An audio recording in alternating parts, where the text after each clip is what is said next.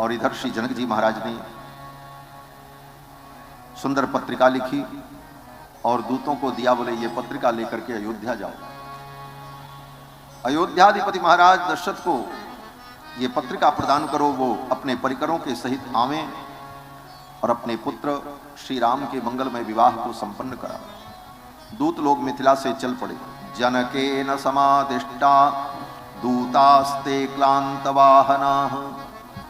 तीव्रगामी अश्व पर बैठकर दूत लोग मिथिला से अयोध्या के लिए चल पड़े और कई दिन में पहुंचे। महर्षि वाल्मीकि कहते हैं त्रिरात्रमुषिता मार्गे, यहां से अयोध्या जाने में 3 दिन लगा। त्रिरात्रमुषिता मार्गे तेयोध्याम प्राविशनपुरीम, अयोध्यापुरी में प्रवेश किया। सूचना गई महाराज के पास, मिथिला से दूत आए, पुत्र का संदेश लेकर के आए हैं। दशरथ जी महाराज बड़े आनंदित हुए। उन दूतों को आदर पूर्वक दरबार में बुलाया और कहा क्या संदेश है। दूतों ने पत्रिका प्रदान की।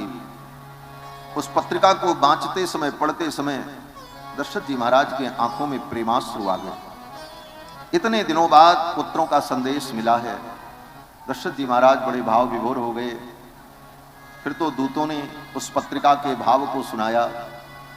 हमारे बक्सर के पूज्य मामा जी महाराज की बड़ी अद्भुत रचना है कि दूत लोग जब पत्रिका लेकर के आए तो दूतों ने कहा महाराज इस पत्रिका में क्या लिखा है हम आपको बताते हैं। और दूतों ने गा करके बताया महाराज। हम तो पाती लेके आवत बानी पार से, राजा जनक दरबार से। हम तो पाती लेके आवत बानी पार से, राजा जनक दरबार से। राजा जनक दरबार से। हमरा घरवा जनक नगरिया, राजा ऐली भूप दुवरिया। हमरा घरवा जनक नगरिया, राजा ऐली भूप दुवरिया। बनवारीज गईले अभिमा अपरंपार के, राजा जनक दरबार से। मनवारीज गईले महिमा परंपार से, राजा जनक दरबार से। हम तो पाती लेके आवत बानी पार से, राजा जनक दरबार से। राजा जनक दरबार से। हमरा राजा जनक के दिया, जिनका नाम बाटे सिया। हमरा राजा जनक के दिया, जिनका नाम बाटे सिया। उनकर शादी हुई है कौशल्या कुमार से, राजा जनक दरबार से। उनकर शादी हुई है कौशल्या कुमार से, राजा जनक दरबार से। हम तो पाती लेके आवत वाली पार से, राजा जनक दरबार से। राजा जनक दरबार से। सिय के शांति रूप जब जन ले, बाबा जनक धनुष प्रण ठन ले। सिय के शांति रूप जब जन ले, बाबा जनक धनुष प्रण ठन ले। रचना रच ले सिया स्वयंवर के विचार से, राजा जनक दरबार से। रचना रच ले सिया स्वयंवर के विचार से, राजा जनक दरबार से। हम तो पाती लेके आवत वाली पार से, राजा जनक दरबार से।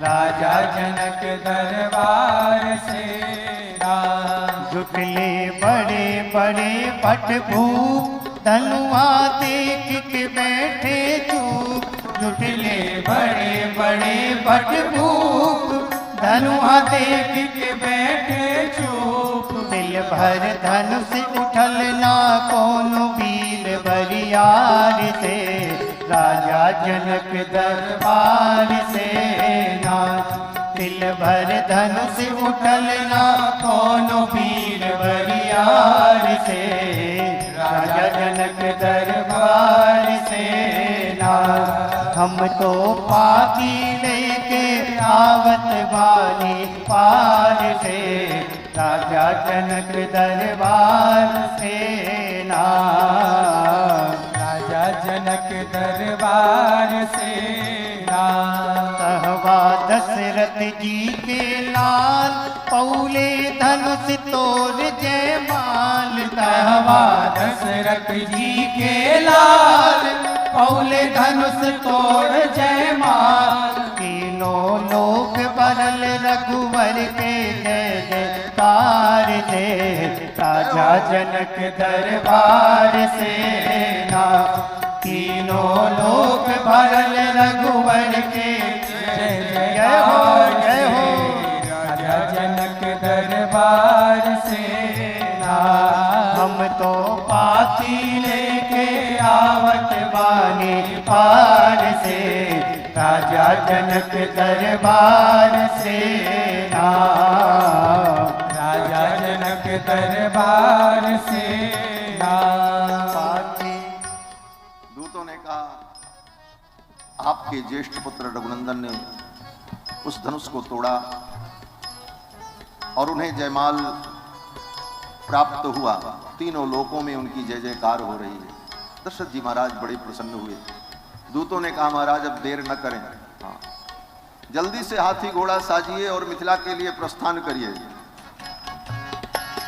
पाती कल बाटे थोड़ा जल्दी साजी हाथी घोड़ा पाती कल बाटे थोड़ा जल्दी साजी हाथी घोड़ा विनती करत वाली कजोड़ी सरकार से राजा जनक दरबार से ना विनती करत वाली कजोड़ी सरकार से राजा जनक दरबार से ना हम तो पाती लेके आवत बाली पार से राजा जनक दरबार से ना राजा जनक दरबार से ना राजा जनक दरबार से ना राजा जनक दरबार